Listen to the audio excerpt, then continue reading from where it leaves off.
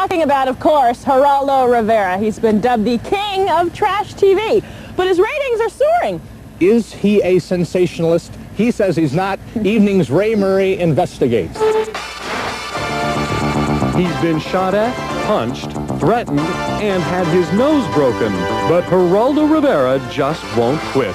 Long before Morton Downey Jr. came screaming into our living rooms, Geraldo Rivera was making TV a 3D experience. I mean, first I was the ambush journalist that jumped out. You remember ambush interviews was all the phrase. Then I was a news punk, and then I was tabloid TV, now trash TV. I mean, what are they going to have next? You know, it's I'm the same person. It's the labels that are changing. During his 20-year career in broadcasting, Geraldo Rivera has been as controversial as the stories he reports. He began his career as a lawyer, but changed directions when he was asked to join a New York news team as a minority placement. I liked television right away. I wasn't very good at it right away. You know, starting in New York, I made all my mistakes on camera in front of that big audience. Over the years, he's developed a style that's hard to ignore. And ask yourself, why? From drug houses to mental institutions, Geraldo barges in and, in his words, sends cockroaches scurrying. The audience loves it, but Geraldo has less luck winning over the critics and his peers. Journalists generally are most comfortable when they're traveling in the pack. They don't like rebels. They don't like mavericks. When someone is not following their lead or the lead of the consensus, they get very nervous and they are very critical of it. But that's just the way it goes. Geraldo's brash style has brought him more than criticism. At the peak of his popularity as a reporter for ABC's 2020, he was fired for publicly criticizing management's decision not to air a controversial story on Marilyn Monroe's alleged relationship with the Kennedys. Getting fired from ABC and that whole fight I had with Rue Knowledge over the Marilyn Monroe story has, I used to think before that I was unstoppable. And having that interruption in my career and the fear really at 42 years old at that time of what I was going to do next and really not knowing, I think it added a vulnerability that I needed. But as someone once said, Geraldo Rivera was the media thing that would not be canceled. He came back with a series of highly rated and controversial specials, including Murder Live from Death Row, American Vice, The Doping of a Nation, and what may have been TV's biggest blooper, The Mystery of Al Capone's Vaults. On my tombstone, they're going to have, this is the guy that opened on live television Al Capone's vaults and found 2 gin bottles. Live television is not like canned television. Live television takes risks. It's like real life.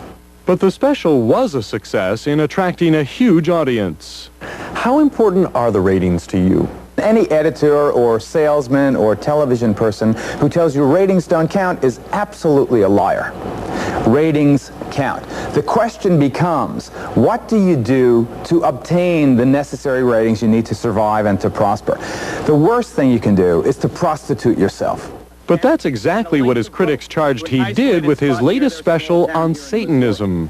By the time the night was over, the cat had been mutilated and one of the boys beaten to death by the other 3. The reaction really enraged me, and we survived. The audience is still with us. We've had we had a wonderful November in terms of the ratings, and screw them. Hold it. Sit down.